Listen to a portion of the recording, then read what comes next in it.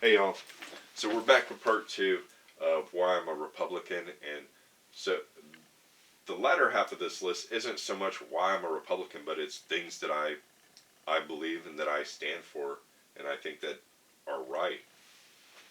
So the first is free speech. That's for everybody. Again, man, I don't think that you should be free to defame people, and by defame I mean being willful and having malicious intent to harm somebody by saying untrue things. Um, but other than that, I think that having an opinion, satire, stuff like that's fine. Uh, As long, again, as you aren't purposely trying to harm a person. Uh,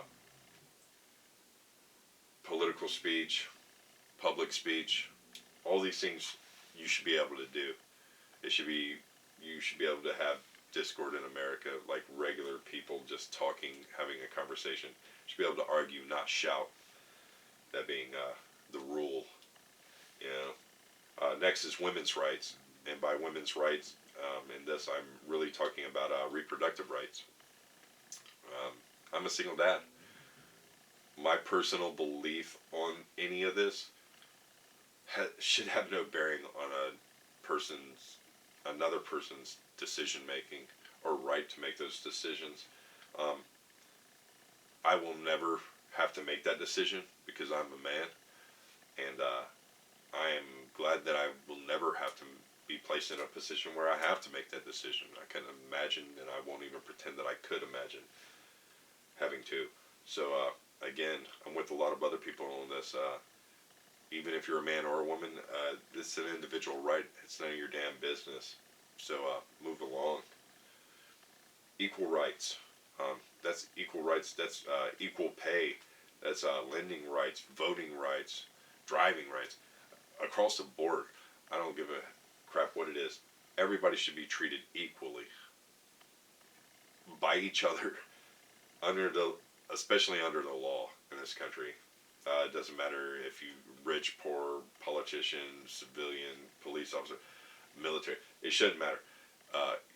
Your earning potential in this country should not be infringed upon for any reason other than your intellect and your physical capabilities. It would be the only two things that should hinder you in life. And I don't think that, that they should hinder you. I'm just saying that your drawback should only be yourself. So I don't think that anybody should hold anything against you and keep you from being able to excel in life because of any kind of BS reason. And you know what I'm talking about. So we'll move on. Affordable or universal health care. Now, by that what I mean is a basic universal health care. We need point blank. If you're sick, if you need medication, you should be able to go to the doctor and get treatment and get medicine and get better and live. Period. Full stop. Before you go anywhere else, you build from anything else. That's where the terra firma is, baby. That's where the firm ground is, that the foundation upon everything else is built. By affordable, what I mean is supplemental insurance, like Aflac. You get hurt, you're out of work for a couple of days, you'll have that supplemental insurance still available to you to purchase to cover you for that time out of work. Where I work at, unless you're out for like 10 days or 2 weeks or something like that, workman's comp doesn't kick in for you. So if you have Aflac and you're out for 5 days, that may cover what you need for your expenses. That's supplemental insurance, and you should have the right to have that. Now, beyond that, if you want to do cosmetic surgery or you have whatever else it is that you want to have an additional private insurance for, if you're rich enough to be able to, or not rich enough, but if you're wealthy enough to be able to afford it, then you should be able to have that too. But a basic universal health care has to be available to every American. And for any person who would say, that sounds great, but wait a minute, is a non-American maybe going to be able to use that? Well, I don't want it then. You're an asshole. Point blank. You should just bite your tongue really hard, please. Really hard, and just realize what you said was stupid. Next, fair and equal tax plan. Now, I'm not a tax person. I'm not a genius. I go to either H&R Block or Jackson Hewitt, or sometimes I've even done it on TurboTax in the past. Um, that being said, I pay about 13%. Now, that may not be a whole lot to some people, and that may be a whole lot to others. I don't know. I couldn't tell you.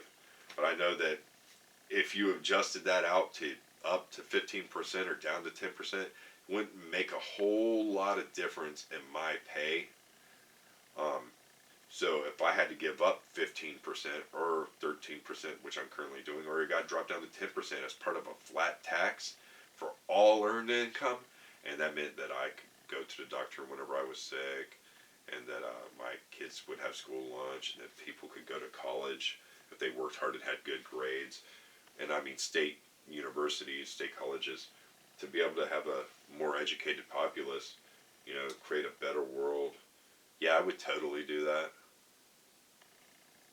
Yeah, yeah, I would do that. So next, entitlements. I'm for entitlements.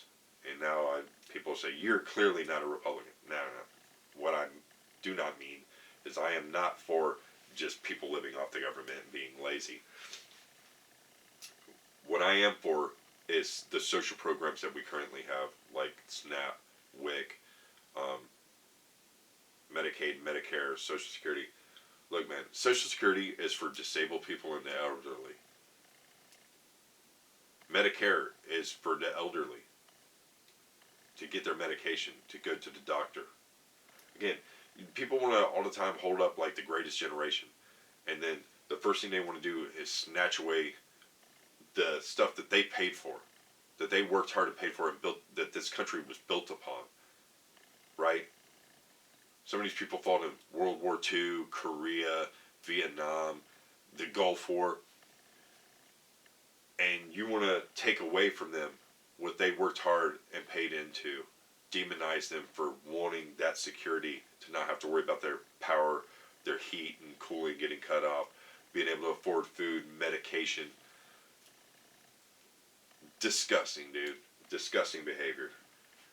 Uh, Decriminalizing drugs federally. All right. I know people get up in arms about this. Let's just talk about just marijuana users quickly here as part of decriminalizing drugs federally. If you decriminalize it, made it a states' right issue, and every state just said, you know what, screw it, we're not even going to have it anymore. We're going to make it, we're going to decriminalize it, make it legal, however you want to look at it. But it's no longer a problem, and we're going to let all these people who are in for marijuana possession and crimes and stuff like that, small-time possession crimes, we're going to let all these people out. Right now, there's like 2.3 million people in prison, or incarcerated. That's jail and prison in the United States. Now, that being said, how many of those, hundreds of thousands of those, are probably in there for drug crimes? Nonviolent drug offenders.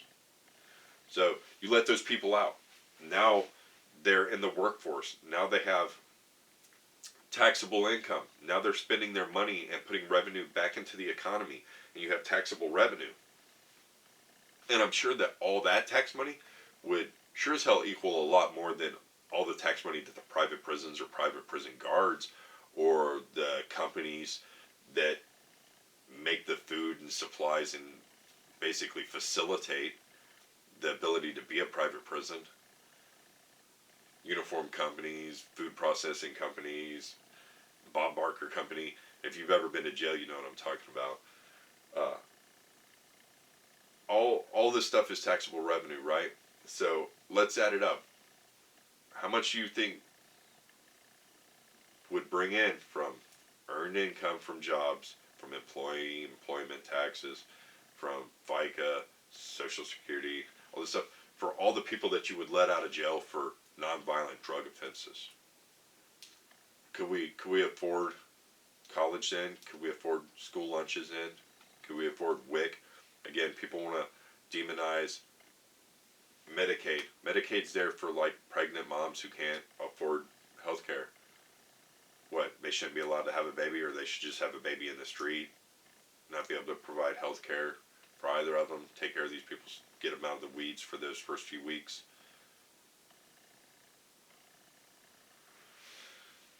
Access to natural resources.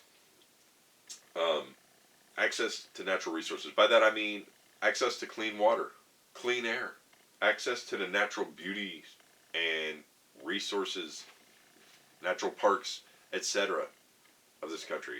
The thing that I've always thought was great about this country is that, and besides that I was born and raised here, is that you could drive from one side of this country to the other and see different kinds of oceans, Great Lakes, a Grand Canyon, deserts, plains, deltas, forests, mountains, two different mountain ranges.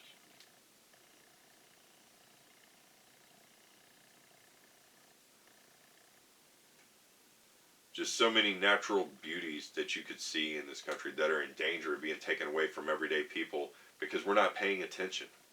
It's what happened right here in the state of Florida, right here in my very own Walton County. Mike Huckabee, who you may know, used to be the governor of Arkansas. His daughter is Sarah Huckabee Sanders, the mouthpiece for the president before they stopped having press conferences. Uh, yeah, came down here, paid something like a $400 filing fee, did a whole bunch of rigmarole, and now they're stealing the beaches away from the public. Um, Something that's been protected by state law since the 70s, but thank God to Rick Scott for stealing them away before he ran for senator. And again, people don't pay attention. They don't pay attention to the facts. They don't pay attention to situations. They see the party. They see that little R, and they went ahead and voted. I think that's something else that, as a Republican, that I may have to start supporting is nonpartisanship. By that I mean we've kind of poisoned the well. When people are willing to vote party over their own well-being. Right now, the Republican Party, led by Mitch McConnell, is doing nothing but making the wealthy wealthier.